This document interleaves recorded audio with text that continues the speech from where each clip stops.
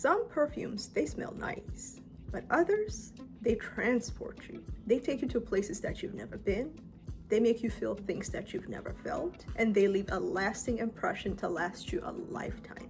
Today, I am sharing 10 of the most unique perfumes in my collection. These are perfumes that are unlike anything else out there. And if you love discovering new fragrances, I have a surprise for you. You ready? I'm going to be giving out a full bottle of Kayali, the Wedding Silk Santal 36, at the end of the month in April. Excited? So these are the categories you need to meet in order to qualify for the giveaway. First, you need to subscribe to my channel. Second, you need to comment below in this video with your favorite perfume with a gift box emoji. Third, you need to be a US resident because I can only ship within the US. And fourth, you need to go and comment under 2 of the videos that I have posted. You can pick your favorite one and go ahead and make sure that you comment under 2 of those videos. Share your feedback, let me know what you think, and those are the categories in order for you to be qualified for this giveaway. If you have any questions, please let me know in the comment section. Good luck. Now let's dive into these unique, one-of-a-kind fragrances in my collection. First is Ganymede by Marc-Antoine Barbois. This perfume, I always laugh because that's my reaction whenever I present something new or something that really intrigued me, because this one did. This is one of the most unique perfumes I have in my collection. I feel like this perfume is very out of this world. Like if there was a different world, I would imagine that they would probably wear this perfume. It has a very unique scent where it has some level of minerals. It gives like a mineral touch. So people in space, probably I would think that they would wear something like this. And I really, really respect and appreciate the artistry that went into creating this perfume. But let me read you the notes so that you can understand where I'm coming from. Top notes: it has warm saffron, it has juicy Italian mandarin. In the middle, it has velvety Chinese osmanthus, golden immortelle, crisp violet leaf, and in the base it has earthy mineral notes. There you go with the minerals. Supple suede, spicy akigala wood, soft musk, dry cedar, and deep patchouli. I don't think I've had a perfume that has these notes combined together. It's very, very hard to describe, but it definitely gives you like this is for a different planet, because I've never seen or smelled anyone with this perfume. It gives a brightness. It also has a softness to it, but it definitely has that salty mineral effect that makes it stand out and makes it more celestial. Like, it's so unique, so unique.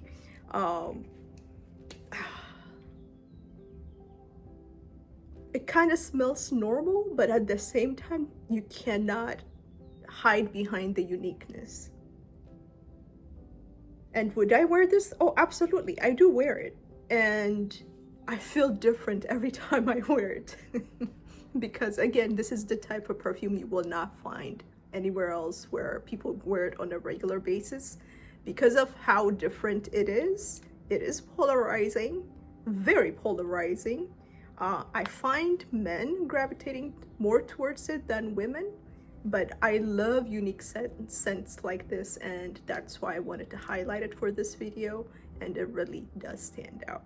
So I would encourage you to get a sample, definitely not a full bottle worth, not a blind buy for sure, but definitely give it a shot. This is again Ganymede by Marc-Antoine Barbois. This next perfume, it's one of my favorite. It is unique, but I love it. Definitely unisex. And I've highlighted it probably in 1 or 2 videos. But it deserves the recognition for this specific video because it is pure art. and this is done by a Turkish house from the House of Nishani. I'm actually highlighting two perfumes because this house also, they're known for creating very unique, authentic perfumes. And this one stands out. The quality of this perfume, whew, quality, you hear me? It's very, very high quality. You don't need to spray much, and it lasts forever. This is none other than Nefs by Nishani. And from a notes perspective, it has sweet honey, it has rich saffron, fig, violet, and sage. Middle notes is it has rose, apricot. It's like apricot, like osmanthus, spicy nutmeg, opulent jasmine, and fresh geranium. And in the base, it has dark oud, whiskey, vanilla, leather, amber, balsamic, gurjan balsam, cinnamon, and dry cedar. So, oh boy, yeah. This is addictive. Very, very addictive. It is, it smells like walking into an ancient palace, but it takes you to in the past, but it also has a very modern touch to it. It is spicy. The honey shines a bit along with the saffron and the fig, and it has a very intoxicating scent. It has a sharpness to it. So for some people it could give migraine. To me, luckily it doesn't. Very, very strong. If I haven't said that already, it is super projecting, lasts on you forever, because usually perfumes, like the longevity depends on your skin type and how it works with your body chemistry. This lasts. Clothes, that's like forever if you spray it on your clothes, but on you it lasts a long time. You don't need to spray much. 1 or 2 sprays would be sufficient. So this is Nefs by Nishani. Move on. This next one is also from the House of Nishani, and this is Ani. Ani has been talked about, has been around. This is one of those perfumes right now you could definitely find it on sale. Very decent price. Very available, very authentic. Has it been duplicated? Absolutely. But to me, nothing beats the original. When it's the original and they duplicate you, that's like an indirect way of complimenting you because you came up with the idea. And that's what really makes this perfume stand out. It's an amazing vanilla with a ginger kick to it. Let me read the notes for you. As I said, it has ginger, bergamot, pink pepper, and green notes. In the middle, it has cardamom, blackcurrant, and Turkish rose. And in the base, it comes with the vanilla, that vanilla. Benzoin, sandalwood, cedar, patchouli, ambergris, and musk. The vanilla, this is a vanilla perfume, but it has a lot of things going on that makes it really, really unique and stand out. When I layer this with an amber perfume, oh my goodness. On its own, like it really doesn't much. This is also very strong. Whew. Powerful. But it blends super, super, super well with an amber perfume like Grand Soir by Maison Francis Kurkdjian. Heavenly. Heavenly. But if you like a very unique vanilla, this is not your regular gourmand type of vanilla. This is spicy, this is crisp, this is unique, and it's going to make you stand out. So again, if you haven't sampled it, please do so. If you have, let me know in the comment section your thoughts about Ani by Nishani. This next perfume, it really, really took me by surprise. I've heard about it, I wanted to try it, but I'm like, it's a new house, fairly new house, but I don't know, I wasn't gravitated towards it. Finally, I found a really good deal where I could get a sample. Their samples are so cute, the way that they're packaged them and everything. but I found a very good deal, so I was able to get the sample, and immediate reaction was like, I need a full bottle. Well, I got the 40 ml, but once I finish this, I'm going to go to the bigger one. And this is a white floral perfume, but I don't have anything close to it, nor have I smelled one that's close to it. To a certain degree, I felt like it had some type of a banana note, but it really doesn't, which really blew my mind. So however they made it, they were able to create this magical work. This perfume is none other than Bombon by the House of Bow. So Bombon comes with top note. It has lily of the valley, lychee, and saffron. In the middle, it has bergamot, pink pepper, marshmallow, and caramel. Ooh, that's what makes it sweet. And in the base, it has cognac, birch, and ambergris. I still cannot accept the fact that this has birch, because I'm supposed to be super allergic to birch, but this does not bother me at all. So this has that sweetness, definitely sweet. It has that white floral kick to it, but there is a level of smokiness that makes it stand out, along with that banana-like scent that makes it really, really unique, and it gives it a spin from that white floral type of perfume. And this is one of those perfumes that will always be in my collection. This is my favorite from the house. Super, super favorite. I recently acquired Ave Maria. I still prefer this one over that, but that one is really good too, and it's unique. But to me, Bombon stands out the most. It is addictive. I think I've shared it in a different video where my sister took the 10 ml, the sample. Yeah, the perfumes seem to be, they disappear when I'm with her, but that's okay. It's all out of love. But yeah, this is that good, and I want to make sure that I share this with you. This is Bombon by the House of Bow. The next perfume house, actually I'm highlighting 3 of their perfumes because, and I've spoken about the house several times in my videos, which really, really, really took me by surprise. And it's shocking to me how little of airtime the Italian perfume houses get, but they make some of the most mind-blowing perfumes that are out there.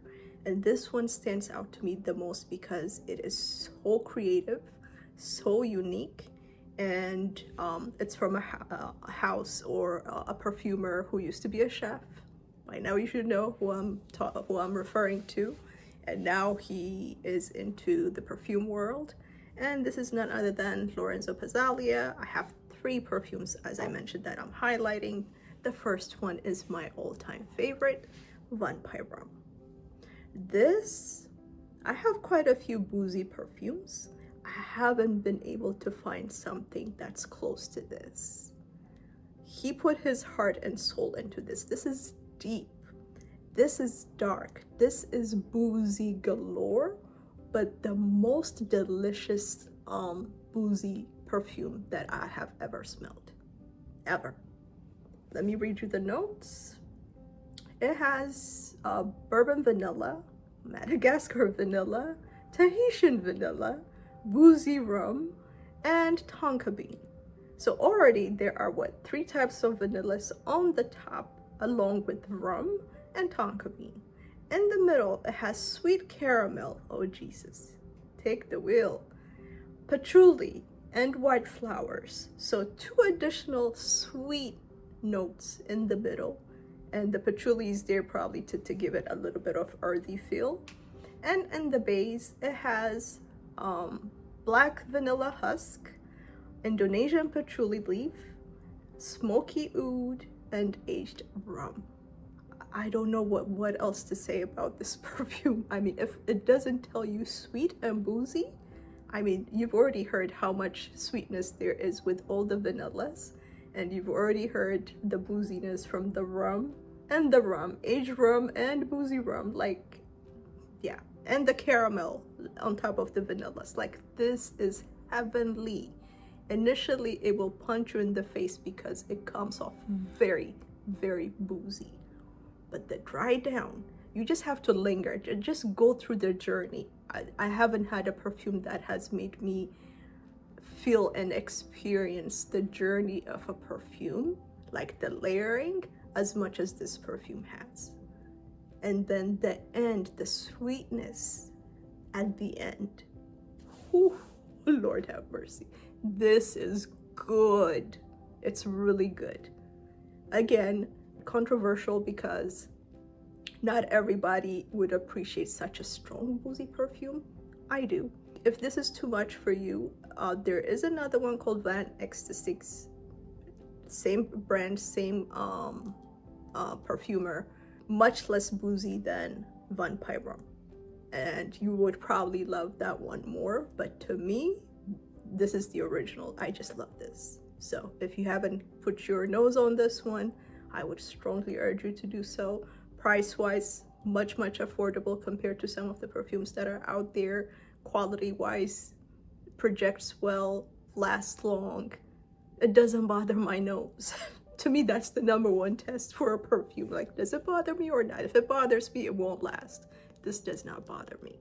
This next perfume, again from Lorenzo Pizzalia, I have highlighted it in the cherry perfume video that I've done recently. This is none other than Cherry Ink. And to me, this is also very, very unique because of the ink in this perfume. I don't think I have maybe one other perfume that has an ink note in it, but the ink is very prominent in this bottle. You will smell it, and that's what really blew me off. I'm like, I'm smelling it, and I never imagined that ink would smell good in a perfume until I smelled this one. It actually gives the cherry more of a fresh note. That is like, I can wear this cherry like in the hot weather because that ink gives it a sharpness. The sharpness makes it feel like it's a clean perfume. It makes you feel clean. There are perfumes that make you feel warm, and usually cherry has that sour note to it, but the ink gives it freshness, if that makes sense.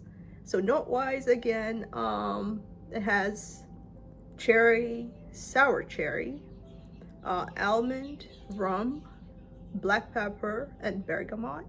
And in the middle, it has an inky accord red wine, that's also new, myrrh, damask rose, cinnamon, mimosa, wow, jasmine, and lily of the valley.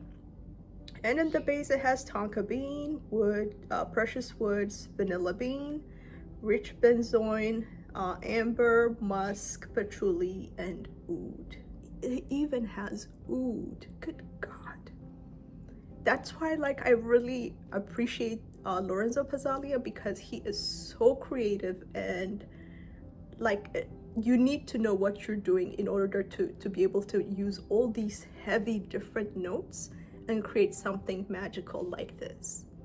And he really does that over and over again. Like, the next perfume, you hear me talk about it, another one that just blew my mind, that I did not see it coming. I really didn't.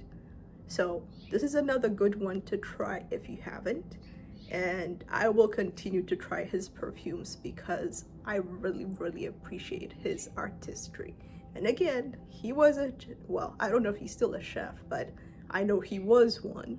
And chefs usually use all their senses when they cook, and smell is one of them. So I would trust someone with that kind of background to create a perfume because they've had the experience of scents and taste and all the other senses that we use. So hats off to Lorenzo Pizzalia. And the last perfume from Lorenzo Pizzalia that I wanted to highlight, it's called Carbonara. This is the perfume that actually put him on the map, because in his restaurant, he was actually known for his pasta carbonara, which is very cheesy. It has eggs in it. It's very thick and rich. So when you think about carbonara, those are the two elements that come up. It has eggs, it has cheese. So my first reaction is that how could you include those two notes that are more edible, and when I eat them, the smell I get, I don't want to wear that smell. So how could he make that a perfume? That really intrigued my curiosity, and he did it. Do I smell the eggs? No. Do I smell cheese? Kind of. And that's the twist. Like, he made it work so that it could become more perfumey and smell really, really, really good. And this is super authentic, super unique perfume. I don't have anything like this in my collection. Wow. Wow. And I would wear this like proudly, and you wouldn't even know that this is carbonara when I wear it. Like, that's how good it is. So my hats off to this guy. Like, he keeps making them really, really unique perfumes. If you want to smell different, I would encourage you to try some of these perfumes. How could I forget the notes? I got so excited, I'm sorry. So top notes, it has spicy and black and pink pepper. Coconut, has smoky accents and LMI. In the middle, it has dark rum, Havana, and jasmine. And in the base, it has bourbon vanilla, sugar cane, amber, sandalwood, and oud. See, you didn't hear anything that says that there's cheese in it. Not at all. But using these same notes and components, he was able to create something magical. So again, this is Carbonara by Lorenzo Pezzaglia. This next perfume is also very unique, and I don't think I have anything in my collection that has this scent profile or the note, that specific note that makes it stand out. This is Poets of Berlin by the House of Wilhelm. This is, I think, the 20 ml, which I've been trying to get the 50 ml, but there was a sale with Joma Shop, long story, but they messed up my order, so instead I ended up getting this. But once I finish this, I'll definitely get at least a full bottle. This is really good. Let me tell you why it's good. It has, let me know if you're ready, because this note really stands out. It has blueberry. This is, I think, the only perfume that I have that has the note of blueberry. And it has lemon on top. And then in the middle, it has fresh bamboo and powdery orris. And in the base, it has vanilla, sandalwood, and vetiver. Very simple notes. Could have some other notes that probably they didn't state it, but I feel like it has a little bit of some type of tea. Maybe it's the blueberry that's giving it that kick, but it has a very earthy scent to it. But as it develops, it becomes more and more sweeter, and you get to experience the blueberry even more. But it's very earthy, it's very powdery. Definitely feel the orris, which is that powdery nature in this perfume. But it is very unique and mind-blowingly amazing. Amazing, amazing. Love these yellow bottles, but the juice inside, it's juicing. It is so good, so good. If you haven't put your nose on this perfume, strongly recommended. And it can be found at a very discounted price. Move on. This next perfume, it's probably one of the first perfumes that I acquired that had a tea note. And it wasn't a first love for me, but I really appreciated the uniqueness. And through time, it just grew on me. And I don't think I have smelled anything close to it. Actually, Poets of Berlin has a little bit of touch to this because, like I said, Poets of Berlin kind of smells like it has some type of tea, like it's herbal, but this one definitely has tea. and I believe it's black tea, but I'll read the notes. But this is none other than Gris Charnel by BDKA. Oh yeah, this is good. So top notes, it has cardamom, fig, and this is where the black tea comes in. You will definitely experience the black tea in this perfume. In the middle, it has iris. Again, same thing with Poets of Berlin. And it has bourbon vetiver. And in the base, it has sandalwood and tonka bean. Not too complex, but definitely unique. It is sensual. It is you will definitely experience the creaminess associated with the black tea. The black tea gives it that earthy feel. Whew, yeah, this will grow on you, I'm telling you. It's like a dense black tea with some level of sweetness to it. So think how it tastes when you drink it. Since I've smelled it, then I can experience that in a scent format. But I'm sure if you haven't, it will be difficult to experience that, or to even imagine what that smell would be like with the sweetness in it. But definitely a must try and a must have. This also layers well with some of the sweet perfumes, like if you have a vanilla perfume, this really layers very well. I move on. And then I saved the best for last. This one, it's a vanilla perfume, like pure vanilla. However, I have several vanilla perfumes, but nothing as complex and as exotic and as mature, grown, unique. I'm trying to look for words that would describe it, but this is none other than Vanille Planifolia Extrait 21 by Guerlain. This is definitely one of the most expensive perfumes in my collection. I wouldn't even say the price because I don't want people to have a heart attack. You can check out their site, but definitely did not pay full price. But this is, I've had this for what, 2-3 years now, and it already has a dent, and I'm not going to get another bottle because I'm sure I'm not going to get a good discount again.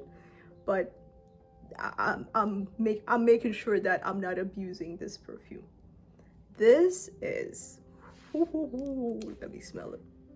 Oh God. This is pure joy. Pure joy. Pure joy. You think you've smelled vanilla but you haven't until you smell this one. This is exceptional. This is what really made me respect Guerlain, like hands down. This is the best vanilla perfume I have in my collection. I didn't say one of the best, I said the best. It's powdery. When you wear this, you can't wear this like for anything. I mean, you can, but again, for the price point as well as the quality of the perfume, it demands respect. So I'm very selective in where I wear it, but it is very classy, very rich, like, ooh, yeah, this is exceptional, very unique. And that's why I said, like, you will know it's a vanilla perfume, but it is, I've never smelled anything like it. That's why it makes it unique. That, like, they put their arm and their foot and everything else into this perfume when they created it. And I respect it for that. Like, this is super delicious. Note-wise, it's so simple. Top notes, vanilla. Middle notes, it has opoponax and amber. Don't ask me what opoponax is. And then the base, it has musk. If you ask me, I felt like there is some magical component in here that they did not share. There's more to it, but there's something that makes it very different and very authentic.